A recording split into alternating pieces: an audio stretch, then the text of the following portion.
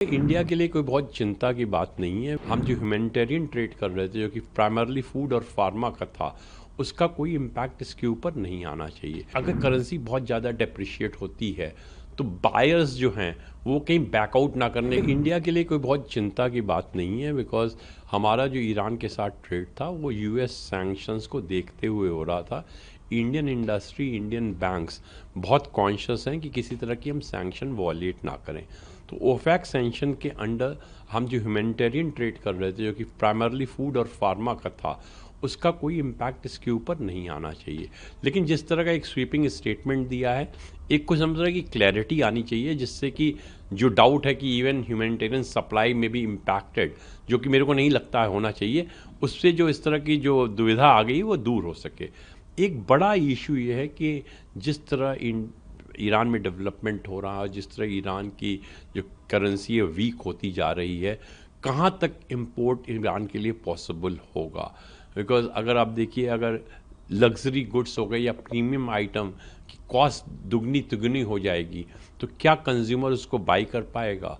हमारे करीब 1500 से 2000 करोड़ के जो एक्सपोर्ट्स हैं, जो पाइपलाइन में हैं, उसमें एक्सपोर्ट चिंतित हैं, ना कि ये 25% टैरिफ के थ्रेट को देख के। बिल्कुल, बिकॉज कि अगर करेंसी बहुत ज़्यादा डेप्रिशिएट होती है तो बायर्स जो हैं वो कहीं बैकआउट ना करने, क्योंकि उनको लगेगा कि फाइनली वो कंज्यूमर वो गुड्स उस प्राइस पे लेगा नहीं।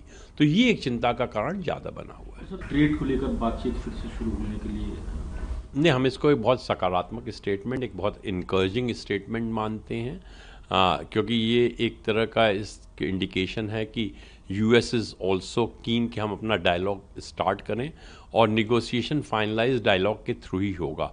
तो एक पॉजिटिव स्टेटमेंट है, और हम उम्मीद करते हैं कि इस स्टेटमेंट पे बिल्ड करके दोनों साइड इनिशिएटिव लेगी, जिससे कि यूएस इंडिया बीटीए जो है, जो भी थोड़ी बहुत चीज़ में रह गई हैं उसको हम रिजॉल्व कर लें और बीटीए ऑपरेशन हो जाए। इंडस्ट्री की यही रिक्वेस्ट है कि अगर ये बीटीए 31 जनवरी तक हो जाता है तो जो फ्रेश ऑर्डर्स हैं, जो कि बायर्स ने बिकॉज ऑफ इंडियन सप्लायर्स के अच्छे रिलेशन के कारण रोके हुए हैं, वो ऑर्डर इंडिया में फ़्लो हो जाएंगे। अगर हम लॉन्ग टर्म एक्सपोर्ट स्ट्रेटजी को देखें तो बजट का फोकस आर&डी और स्किलिंग पे होना चाहिए।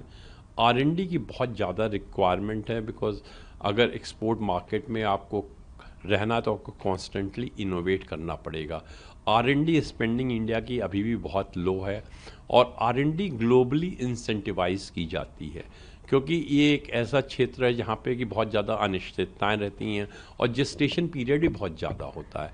तो हम चाहेंगे बजट जो है उसमें एक जो टैक्स डिडक्शन के प्रावधान रहा है पहले भी फार्मास्यूटिकल्स के लिए भी, उस तरह के प्रावधान लाए जिससे इंडिया में आर&डी जो है इनकरेज हो जाए। दूसरा जो हमारा बहुत बड़ा चैलेंज आ रहा है कि इंडियन जो एक्सपोर्ट्स हैं वो टेक्नोलॉजी या नॉलेज ड्रिवन सेक्टर्स में बहुत अच्छा कर रहे हैं, लेकिन लेबर इंटेंसिव सेक्टर्स में वो स्ट्रगल कर रहे हैं।